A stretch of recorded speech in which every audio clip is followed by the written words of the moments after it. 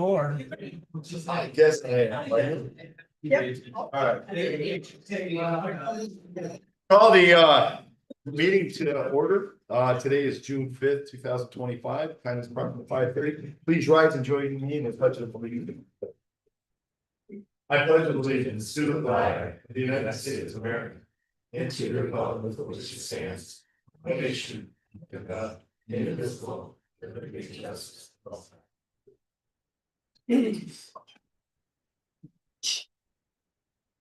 Roll call. Mayor Hughes, Here. Counselor Vaughn, Here. Counselor Evans. Here. Counselor Gibbs, Counselor Talon. Here. Counselor Manette, Here. Counselor Colleen. Here. Resolved that the minutes of the regular meeting of the Common Council held on May 15th, 2025 are approved and placed on file among the public records of the city clerk's office. Moved by Counselor Evans, second Counselor Colleen. Roll call. Counselor Vaughn, Yes. Counselor Evans. Yes. Counselor Talon. Yes. Counselor Manette, Yes. Counselor Colleen. Yes. Carried. Anyone interested in doing public comment this evening? Mr. Bible? Get up. After you, sir. How do you know that? We've worked together for years, sir. Oh, that's great. Come on up, sir.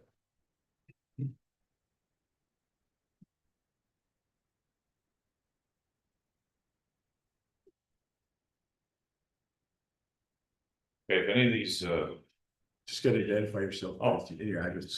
Jack Vilo, 8 Grace Avenue, Placer. Thank you. If any of this has been outdated, please let me know. First of all, I'd like to thank the mayor for saying on television that we do not need a city manager. It's attempt or another non-elected official making decisions in our city with no consequences except for the taxpayer. I checked in the cost of the city of Burlington for the city manager, and Burlington pays roughly a salary of $118,693 with benefits. Cost would be considerably higher with the benefits. And our mayor's salaries, if I'm wrong, it says on the computer 92,000 roughly. And so in order to coordinate the functions of the city, we'd have to pay 300. Well, we have to pay probably close to $250,000. As you can tell by this, I am not for this. The city manager thing keeps coming up like a vampire in an old movie. The last time the voters voted, it was voted down approximately 58% to 42%. That was a resounding defeat, and incidentally, Mayor Galvin lost his re-election bid by about the same amount. He said he did not support it, but he broke the tie vote and put it on the ballot.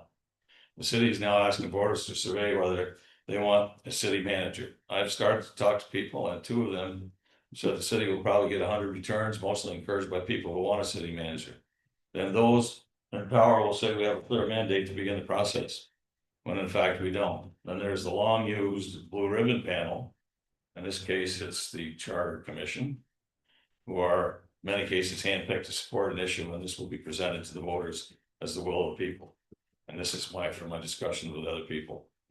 I and many others urge you not to vote for the city manager in any way or form, or put it on the ballot. Secondly, I'd like to thank the city for finally getting rid of the police substation on Market Street.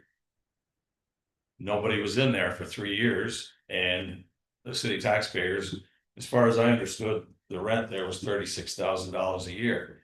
Now,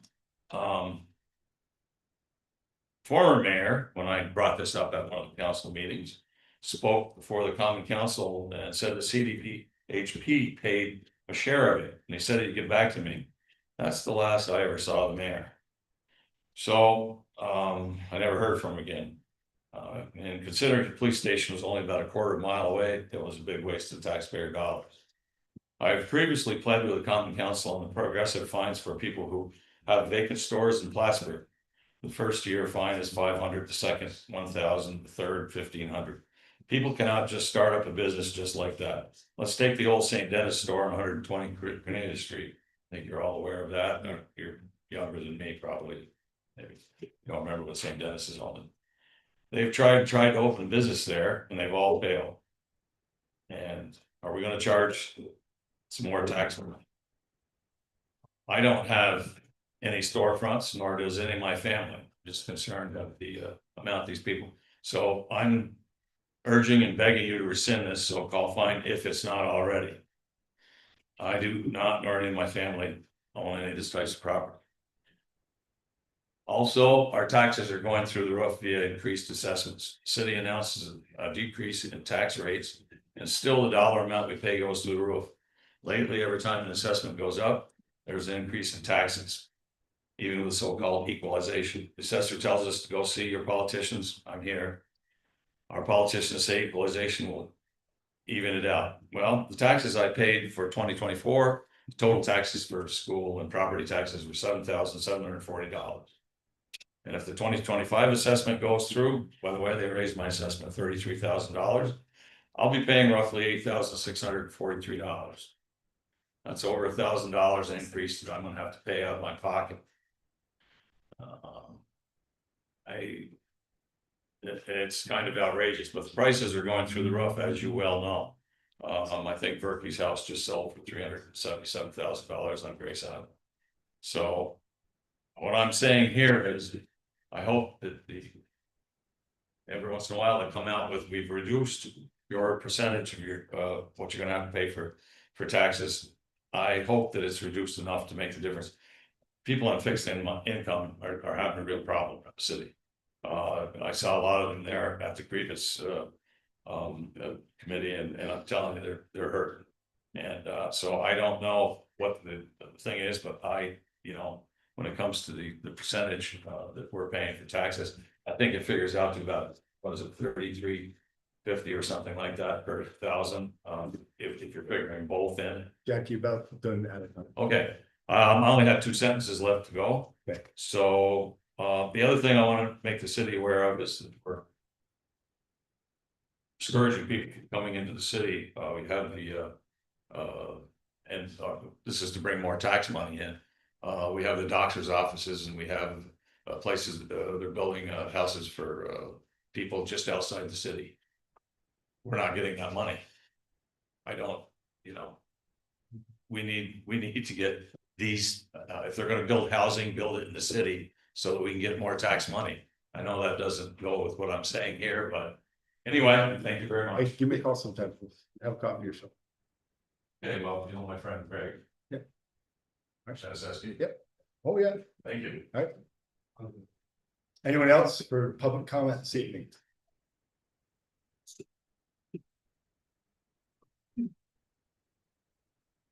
Can I call you sometime and have coffee with you? Anytime. Doors open. Okay. Just identify yourself, name, address for the record.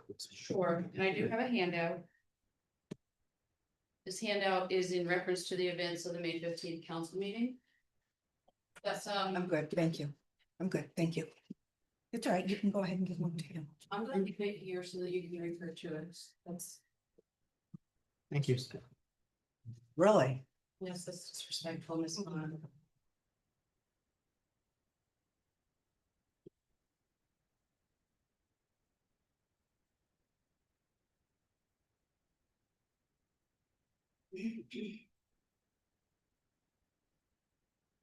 Good evening, council members. I'm here tonight to speak about what occurred at the May 15th council meeting. Not to single out any individual, but to raise serious concerns about how my rights as a citizen were handled during that meeting. As soon as I began to speak that evening, I noticed members of the city leadership conferring and addressing the council.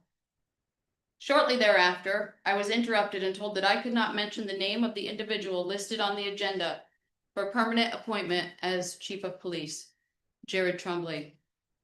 I was informed that this would be considered a personal attack. I want to be clear that my intent that night, and again tonight, is not to attack anyone. I came to speak on a matter of public concern involving a public appointment listed on a public agenda funded by public dollars.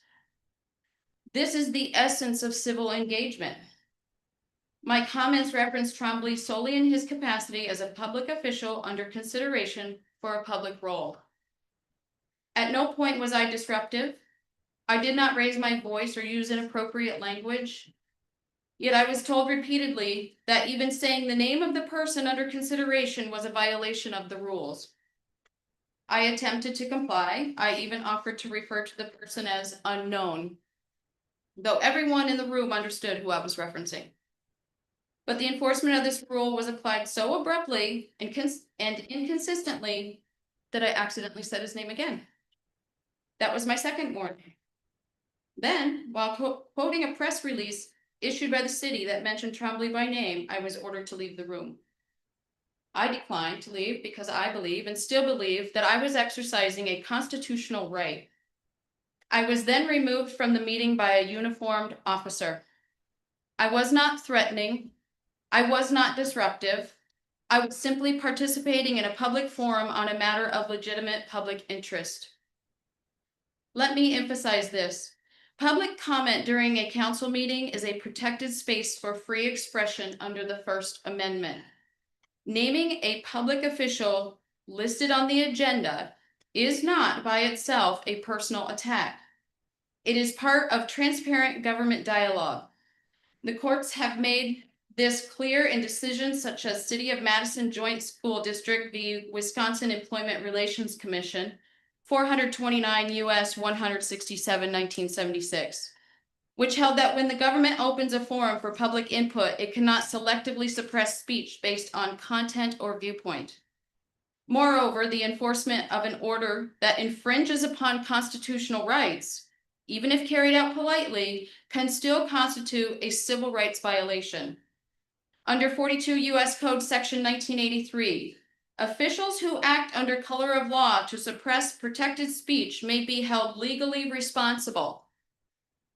And legal precedent, including Yang v. Hardin, 37 Federal 3G, 282 7th Circuit 1994, recognizes that when public officials stand by and allow unconstitutional acts to occur, they may also be liable for failing to intervene.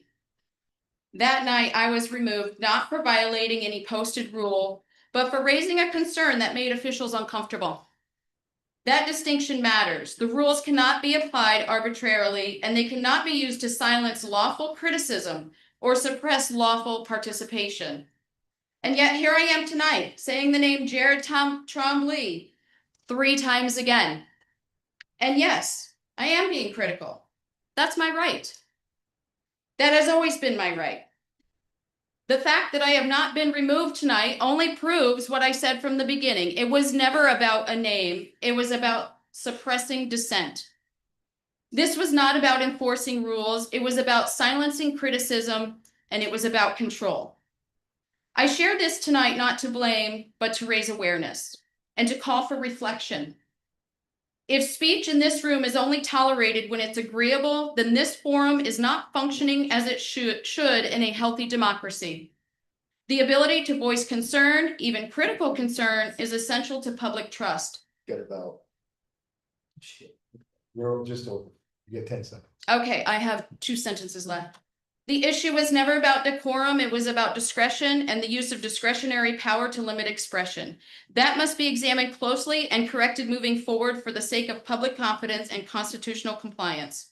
I will continue to engage with this government respectfully, peacefully, and with conviction, as is my right. Thank you. Thank you. Anyone else this evening? With no further public comment, let's move on to payroll. Council approved the payrolls of the various departments of the city of Plattsburgh for the week, May 28, 2025, in the amount of $655,082.62. The council approved the bills audited by the common council for the weeks ending May 23rd, 2025, in the amount of $1,140,486.35, May 30th, 2025, in the amount of $1,397,325.81. And June 6, 2025, in the amount of $508,042.17. Any liaison reports this evening? Council Pat? I can't think of anything at the moment. I'm sorry. I'm not feeling well I'm- today. Library, so moving on. Item 7.128, authorizing the mayor to sign a shared service agreement with the town of Plattsburgh Share Equipment. Moved by Councilor Evans. Second. Councilor Colleen. Discussion. Roll call. Council Vaughn, Yes. Council Evans. Yes. Council Talon. Yes. Council Manette, Yes. Counselor Colleen. Yes. Carried. Item 7.129, authorize Department of Public Works to sign rental agreement with Turf Tank USA Inc. Moved by Counselor Colleen, second. Counselor Bond. Roll call. I'm sorry, discussion. They jumped. No discussion, roll call. Whoops, wait a minute, go ahead, Jen. Well, from what it was explained during the work session, this is going to save the city a considerable amount of money. So- Yes, and if it doesn't, we can get out. All right. That's the important part. We do have an out, so. No other questions, discussion? Roll call. Counselor Bond. Yes. Counselor Evans. Yes. Counselor Talon. Yes. Counselor Manette. Yes. Counselor Colleen. Yes. Carried. Item 7.130, authorize agreement for industrial pretreatment program consulting services. By Counselor Talon, second, Counselor Colleen. Discussion. Roll call. Counselor Bond. Yes. Counselor Evans. Yes. Counselor Talon. Yes. Counselor Manette. Yes. Counselor Colleen. Yes. Carried. Item 7.131, authorize renewal and setup of the city's ClearGov operational budgeting civic edition software. Moved by Counselor Manette, second, Counselor Bond. Discussion. Roll call. Counselor Bond. Yes. Counselor Evans. Yes. Counselor Talon. Yes. Counselor Manette. Yes. Counselor Colleen. Yes. Carried. Item 7.132, authorize street closure portion of City Hall Place for Battle of Plattsburgh commemoration weekend event. Moved by Counselor Colleen, second, Counselor Talon. Any discussion? Roll call. Counselor Bond. Yes. Counselor Evans. Yes. Counselor Talon. Yes. Counselor Manette. Yes. Counselor Colleen. Yes. Carried. Item 7.133, approval of beer garden for second annual Clinton Street Block Party, July 26, 2025. Moved by Counselor Evans, second, Counselor Manette. Discussion.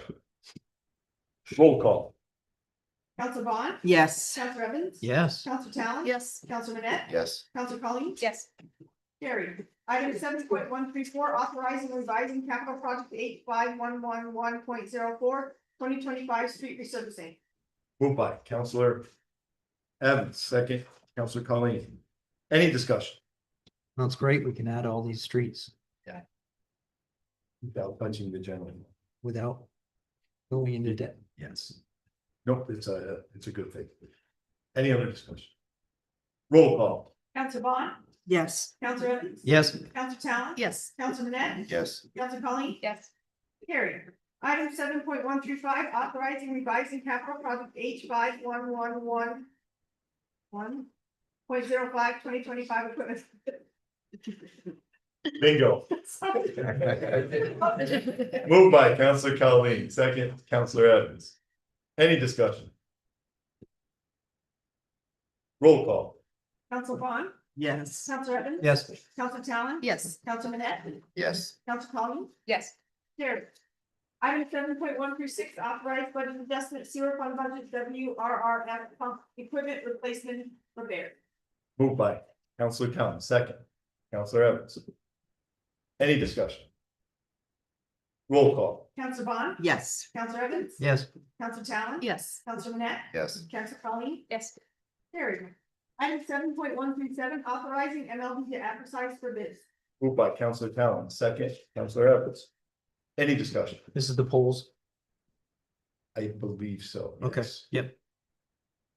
And clothing. Yeah. That was And- in Yes. it. Yeah. The flame resistant clothing too. Yeah, it's a same agenda items we went through the other night. Yeah. the MLBs.